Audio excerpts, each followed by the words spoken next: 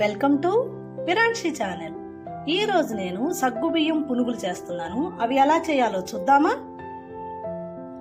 ముందుగా సగ్గుబియ్యం పునుగులకండి సగ్గుబియ్యము, ఒక బంగాళదుంప, సాల్ట్, చిల్లీ ఫ్లేక్స్, కరివేపాకు, పచ్చిమిర్చి, ఎండుమిరపకాయ ఒకటి, జీలకర్ర, అల్లము, కొత్తిమీర, వేరుశనగ గుండ్లు. ముందుగా ఇవి సగ్గుబియ్యాన్ని కడిగి కొద్దిగా ఆరబెట్టేద్దామండి. కడిగి ఇలా ఆరబెట్టేసుకుందాము. పైన ఎక్కువేం ఆరాల్సిన పని లేదు, ఊరికి ఆ తడి అట్లా ఆరబెట్టేస్తే ఇప్పుడు మిక్సీకి వేసేసుకుందాం.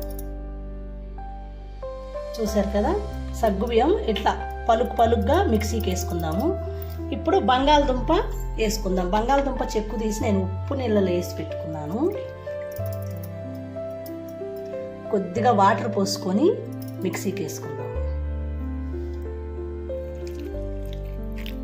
కొద్దిగా వాటర్ పోసుకొని మిక్సీకి వేసుకుందాము. పునుగుల పిండి మాదిరిగా ఇలా నూకగా మిక్సీకి వేసుకున్నాక ఇది కొద్దిగా గట్టిగా వేసుకోవాలండి. పునుగుల పిండి అంటే మరీ మన పునుగుల పిండి మాదిరి కాదు, కొద్దిగా గట్టిగా వేసుకుంది. ఇప్పుడు ఇవన్నీ మిక్సీకి వేసేసుకుందాం. మొత్తము వేసిన పప్పు,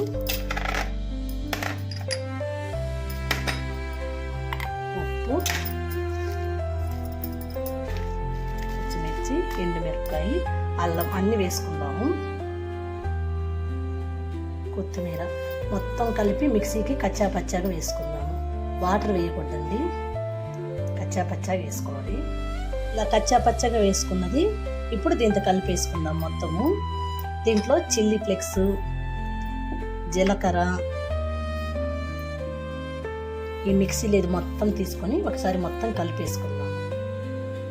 చూసారు కదా, ఇలా ఒక బాల్స్ మాదిరిగా చేసుకుంటట్టుగా చేద్దాం. ఇట్లా బాల్స్ చేసుకుందాం, కానీ 10 నిమిషాలు ఆగుదామండి. 10 నిమిషాలు నాన్నాక బాల్స్ చేద్దాము. అప్పట్లోపల బాండీ పెట్టేసి ఆయిల్ పోసుకుందాం. దాంతో చూసారు కదా, డీప్ ఫ్రైకి సరిపడా ఆయిల్ పోసుకున్నాము. ఇప్పుడు గ్రీన్ చట్నీ తయారు చేసుకుందామండి. గ్రీన్ చట్నీ కావాల్సింది కొత్తిమీర, సాల్ట్, పుదీనా, బ్లాక్ పెప్పర్, పెరుగు, పచ్చిమిర్చి, చిన్నులపాయ, ఈ మొత్తం కలిపేసి మిక్సీకి కొట్టేద్దాము. చూసారు కదా, మెత్తగా అయిపోయింది. గ్రీన్ చట్నీ రెడీ అయిపోయింది. ఒక గిన్నెలోకి తీసుకొని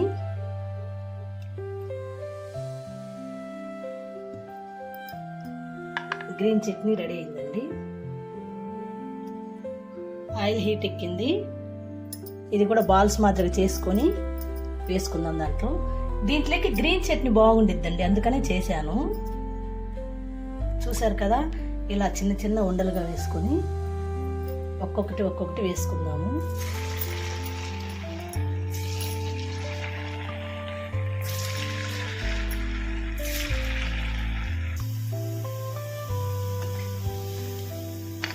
సిమ్లో పెట్టుకొని కాలుద్దాము.